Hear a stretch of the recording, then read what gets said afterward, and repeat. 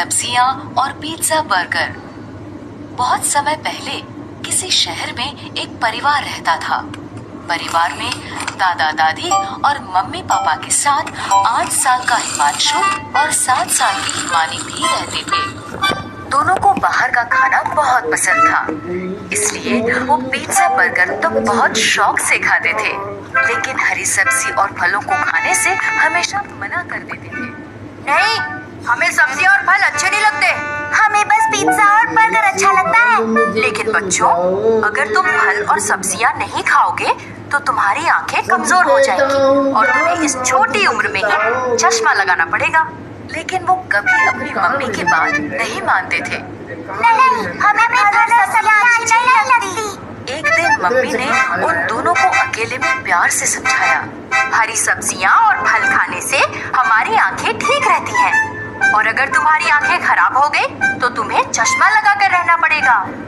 Mummy के प्यार से समझाने पर हिमानी मम्मी की बात मान गई। ठीक है मम्मी, मैं आज से रोज हरी सब्जियां और फल खाऊंगी। लेकिन हिमांशु मम्मी की बात नहीं माना। नहीं मम्मी, पिज्जा बर्गर ही अच्छे लगते हैं, इसलिए मैं वही खाऊंगा। अब मम्मी ने हिमांशु को समझाना बंद कर दिया।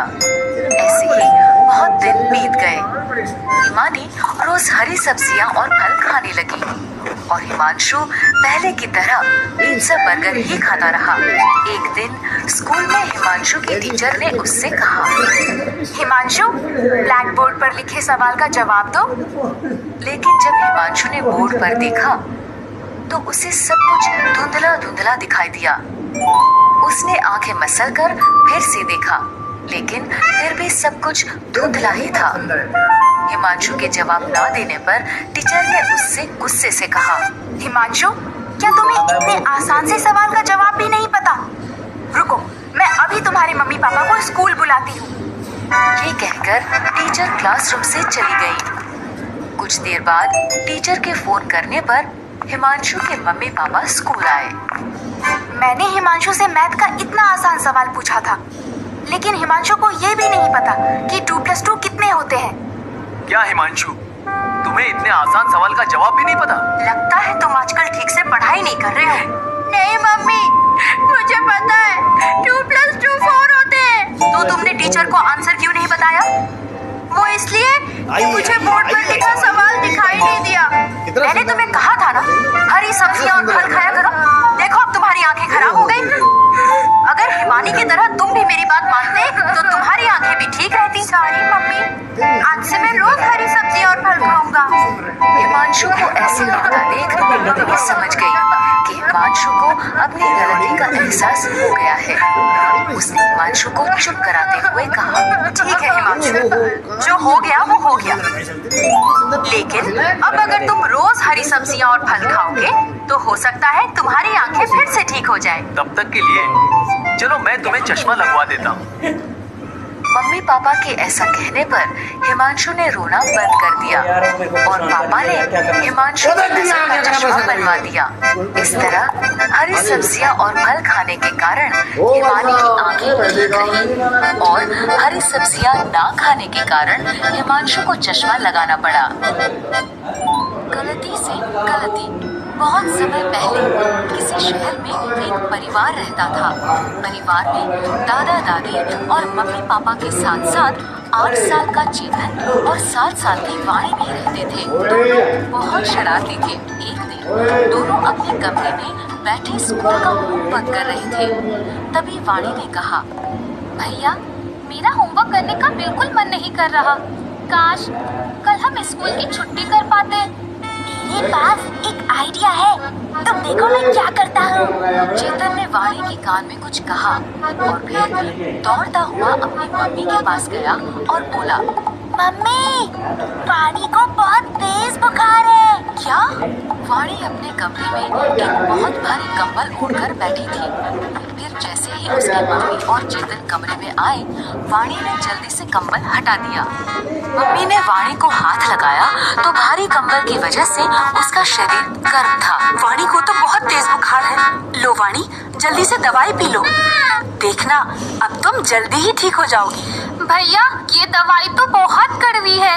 कोई बात नहीं, लेकिन हमारी कल की छुट्टी तो हो गई।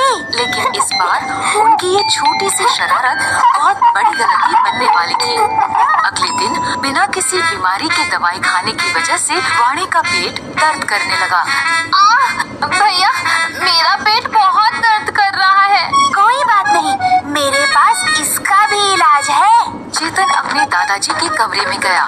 उसने दादाजी के दवाई के डिब्बे को खोला और उसमें से एक पीले रंग की दवाई लेकर वाणी के पास वापस आया। ये लो, कुछ दिन पहले दादाजी का पेट दुख रहा था, तब उन्होंने भी यही पीली वाली दवाई खाई थी। वाणी ने तुरंत वो दवाई खा ली, लेकिन इससे उसका पेट दर्द और बढ़ गया। भैया, ये पेट दर्द तो और बढ़ गया। क्या? रुको, मैं दादाजी के दवाई के डिब्बे से कोई और दवाई लेकर आता हूँ। चेतन, मेरी दवाइयों के साथ क्या कर रहे हो? कुछ नहीं दादाजी। चेतन, याद रखना, दवाइयों से खेलना नहीं चाहिए, क्योंकि दवाइयाँ बीमार होने पर ही खाई जाती हैं। और अगर बिना किसी बीमारी के इन्हें खाया जाए तो इससे शरीर को बहुत नुकसान पहुंचता है। ठीक है दादाजी। ये कहकर चेतन वहाँ से भागकर अपने कमरे में आ गया। उसने वाणी को वो दवा खिला दी, जिससे वाणी की तबीयत और बिगड़ गई। वो दर्द के कारण जोर जोर से रोने लगी। वाणी को रोता देख चेतन को अपनी गलती का एहसास हुआ और वो भी रोने लगा। ये सब मेरे कारण हुआ है। मुझे तुम्हारी बीमारी का बहाना नहीं लगाना चाहिए था। दादाजी ठीक कहते हैं, हमें बिना किसी बीमारी के दवा नहीं खानी चाहिए।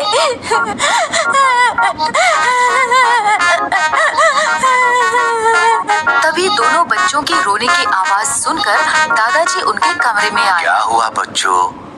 तुम दोनों ऐसे रो क्यों रहे हो? चेतन ने रोते रोते उन्हें सारी बात बताई।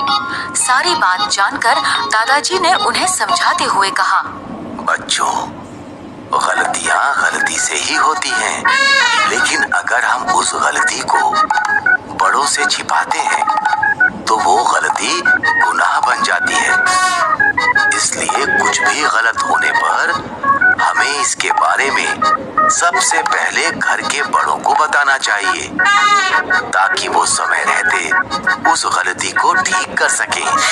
ठीक है दादाजी, आज से कुछ भी गलती होने पर हम सबसे पहले बड़ों को बताएंगे। इसके बाद दादाजी ने डॉक्टर को फोन किया।